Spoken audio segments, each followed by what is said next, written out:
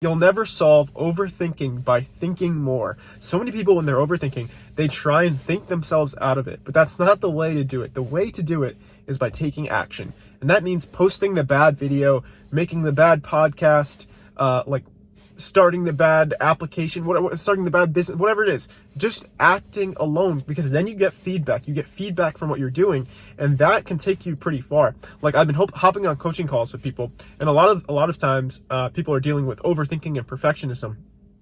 And what I help them do is I help them get to a point where it's like, okay, what is the next step where we actually can take action? Because if you can break it down to something that's small and actionable for like the next day, next week, whatever, then you'll start to see that, like, this is the actual path. The path isn't thinking of something perfect in your brain and then making it. No, the path is putting it out there, seeing how people respond to it, consistently trying to get better at making videos, starting the business, whatever it is. That's how you get better. It's like you put stuff out there, you get feedback, you learn from action. You don't learn from thinking. Thinking is that's just planning.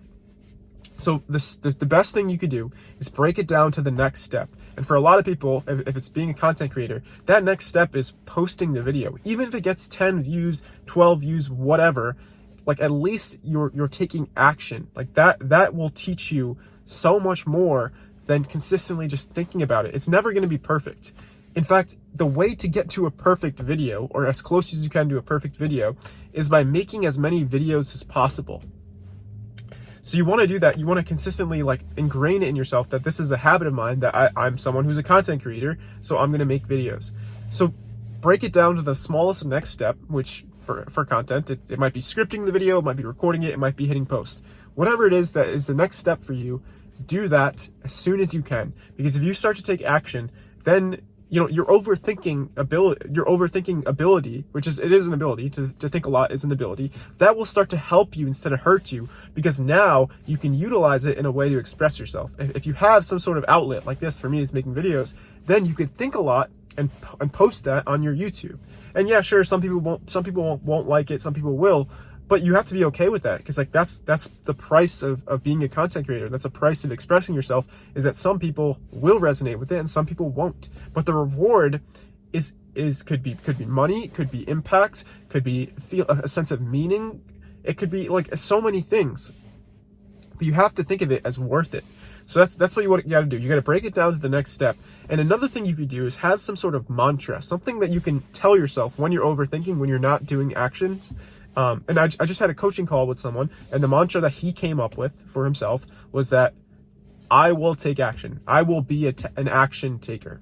So this will help him, right? Because when he gets stuck in, like, an overthinking mindset and he's not necessarily working on something that's important to him, he could just tell himself, like, I will be someone who is taking action. And with this mantra, it's really important that it's based on something in the future, like who you want to be. Because if it's based on the past or who you are currently, then your mind can argue with you, right?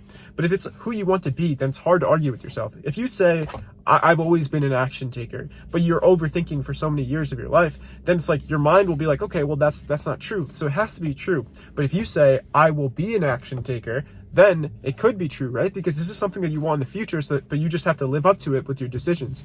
And the way to do that is by having that clear vision of who you want to be, and then creating that mantra, that saying that can help you get through that.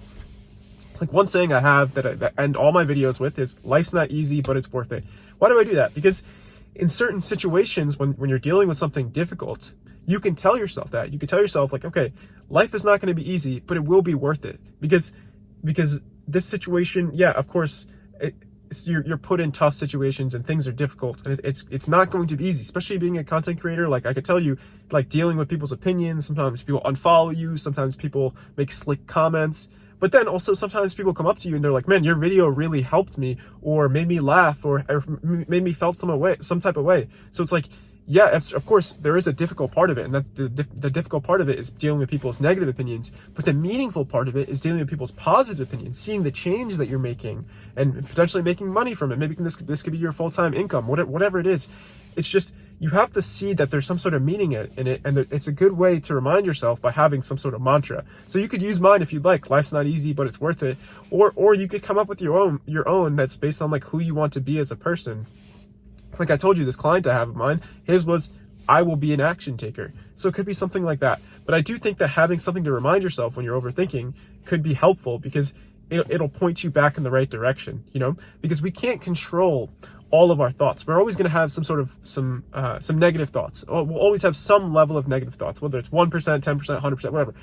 But you could partially control, you can't control not having the thoughts, but you can insert positive thoughts into your mind that can help you focus on those, and that'll impact your decisions more than your negative thoughts. And listen, using overthinking to the best of your ability is not going to be easy, because it's going to take a lot of action and getting outside of your comfort zone. So it won't be easy, but I think it will be worth it. Life's not easy, but it's worth it. Take care.